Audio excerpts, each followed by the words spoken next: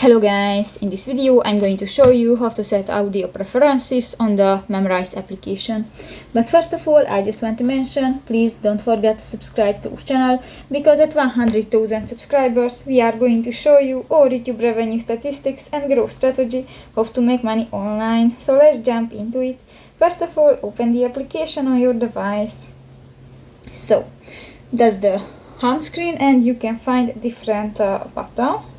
You just go to the profile icon at the upper right corner of the home screen, and here you can find the audio preferences section, and you can enable or disable the sound effects. Actually I use that, but if you want to turn off, just click to the next yellow circle, and if it will be turned gray, this function will be disabled, and if you want to turn on, just click that again, and that's it.